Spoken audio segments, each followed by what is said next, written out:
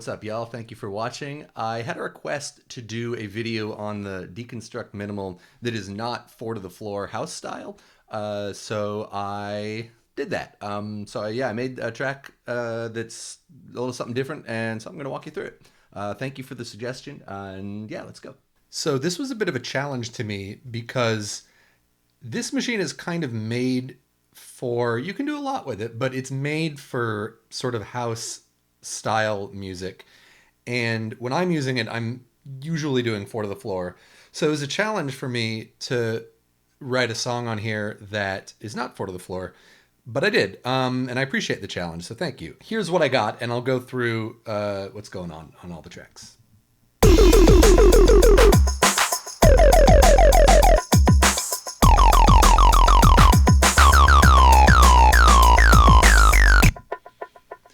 I haven't the faintest idea what genre you'd call that, but it's kind of a hip-hop beat. So yeah, let's see how this works. First, I'm just going to play to you with the bass muted so you can get a feel for the groove.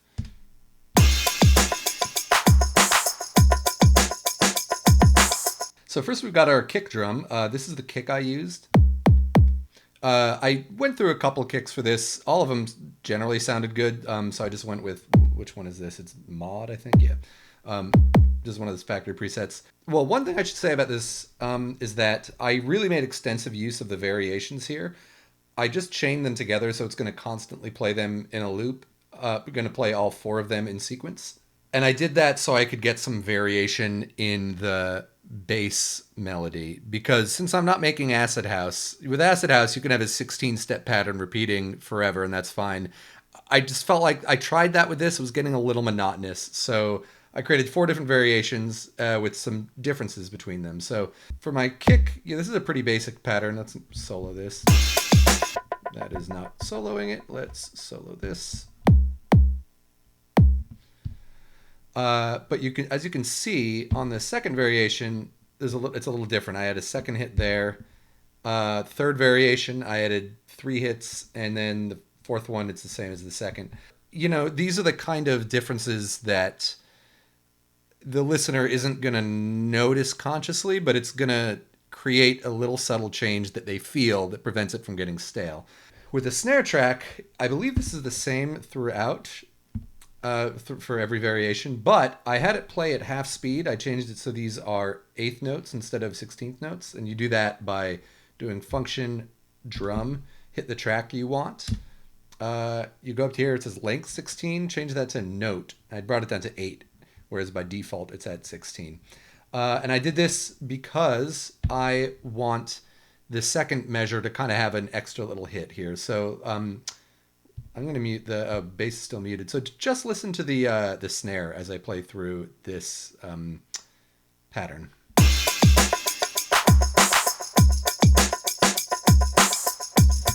So I got that second one there. And this is the same for all of these. Now, one thing I should mention that I discovered while making this song, by default, every track has these steps set to 16th notes. You can individually change them to set them to 8th notes instead, which causes them to play half as fast. That's what I did here. However, if you do this on the kick track, then it's not going to switch to another pattern until this sequence continues playing, which can cause some difficulties if you want to have a lot of variation in your kick pattern.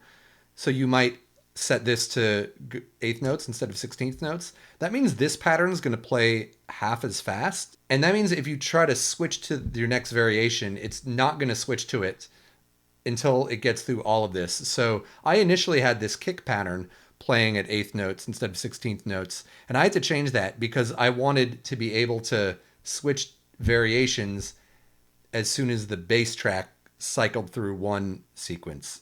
I don't know if that makes sense. If you're having, let me know in the comments if you're having difficulties with that. I'll explain that more. Bottom line is that with every track, as far as I can tell, with every track other than the kick, if you set it to 8th notes, it's still going to switch at the end of 16 steps. So let me show you what I mean here. I'm gonna switch to variation B, and you'll hear the difference in the bass sound But you'll notice that this snare pattern just keeps playing all the way through, even when I've switched variations. So check this out.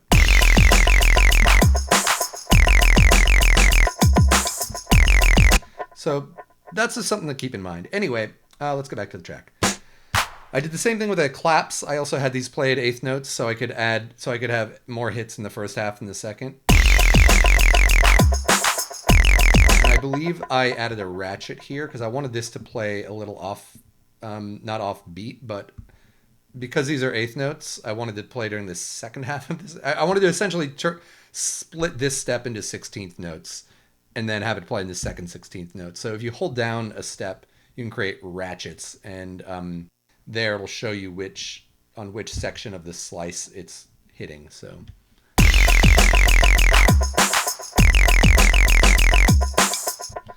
alrighty, there's our claps. This is hi-hats are just doing eighth notes. I'm not there's nothing special there. Open hat, I just have one on the second snare hit. Nothing special there. So this is something I don't think I've done in my videos before. I chose a cymbal, and I have this playing at quarter notes. So I went to function sample. I clicked this. It's already flashing. And I went note down to quarter notes. And that means this is going to play...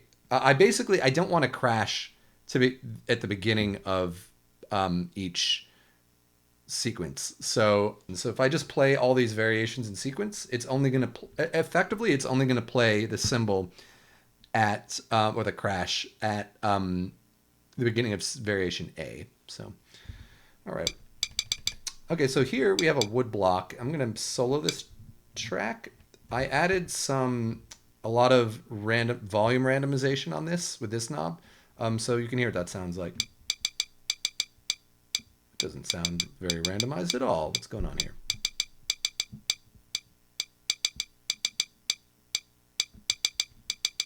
There we go. You can hear it. It's pretty subtle, but it's there. So this little bongo here, or conga, you'll hear I put a delay on there. And this one, it's different for every track. So look at for each variation rather. So I just improvised these, and I just wanted it to, not get stale. A lot of music making is figuring out how to prevent your song from getting stale and introducing variation and change in different amounts. Okay, cool. The loop track, this is really basic. This is just a shaker pattern. This might be the default shaker pattern that comes with the minimal. And then we got our bass track. I tried putting the sidechain on here. It didn't sound very good. Let me show you what it sounded like.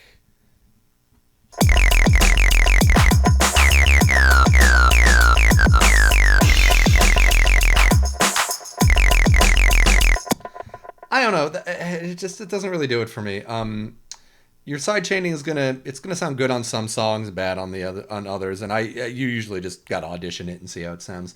So let's. I'm gonna change my effect here to the distortion, and cool.